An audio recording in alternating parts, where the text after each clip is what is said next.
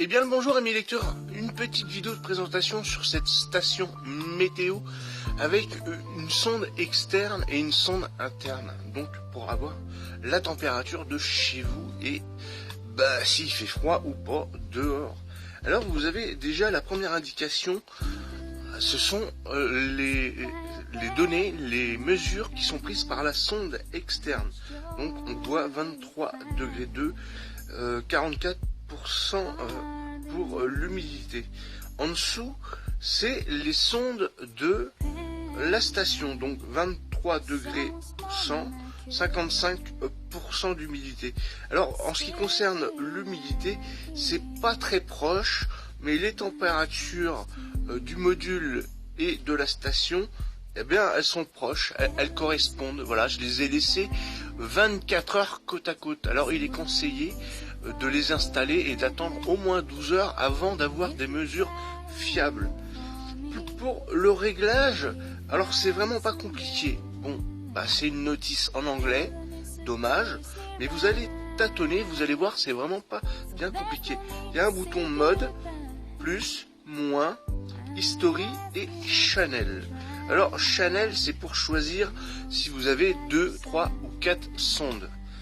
Alors pour régler l'heure, déjà vous restez appuyé sur mode. Alors ici vous réglez la date, donc avec le bouton plus et moins. Après, en appuyant sur mode, vous atterrissez sur le mois. Après, sur la date, ça c'est les secondes. Et aussi version française, espagnole, germane, anglais, italien, voilà, français. Donc les jours vont s'afficher en français. Vous faites le tour, vous êtes en mode 24 heures. Et une fois que vous avez fait tout le tour, eh ben ça se stabilise. Il me dit bien qu'on est mercredi. On est bien mercredi.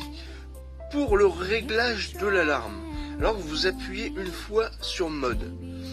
Vous avez une première et une deuxième alarme. On va aller sur la première. Vous restez sur le bouton mode et avec les flèches, eh ben vous réglez votre heure. Une fois que vous avez fait tout le tour, vous revenez dessus. Vous restez dessus, en fait, elle va s'éteindre toute seule et ça va l'armer. Voilà, tout simplement. Et vous pouvez l'éteindre ici. Alors, un petit appui, eh bien, ça vous donne un rétro-éclairage. Alors, en ce qui concerne la pression atmosphérique, je vous avouerai que je suis un petit peu paumé. Je sais pas ce qu'on appelle ces mesures, des hectopascales, peut-être pas. Comme c'est anglais, je sais pas. J'arrive pas trop bien à saisir. Alors il y a un petit nuage qui m'indique qu'il pleut. Et effectivement, dehors, eh ben il pluviote. Les températures, elles ont une tolérance d'1 degré. Oui, comprenez 1 degré au-dessus. Donc un petit degré au-dessus d'afficher que la réelle température. Eh bien sinon, voilà, c'est vraiment pas compliqué à s'en servir. Vous avez 3 piles 2A à mettre dedans. Utilisez des rechargeables. Tant qu'à faire, ça dure plus longtemps. Et ici, vous avez même un trou de fixation pour pouvoir poser votre station, l'accrocher quelque part. Mais avec ça, je vois pas trop l'intérêt. Ouais, ça va pencher un petit peu. Bon, c'est dommage que ça puisse pas rester droit. La sonde de température externe, eh ben va falloir trouver un endroit à l'abri de la pluie et du soleil, et oui, et contrôler de temps en temps s'il n'y a pas de l'eau qui s'est infiltrée dans le compartiment à piles.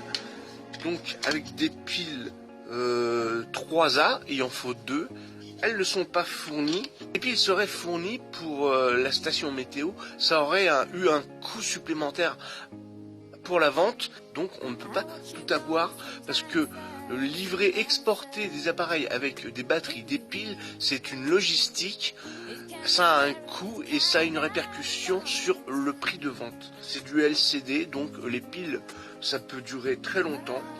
C'est très bien. Moi je la trouve sympa. Personnellement j'en ai une autre, je la préfère. Mais celle-là, pour son prix, elle en vaut la peine.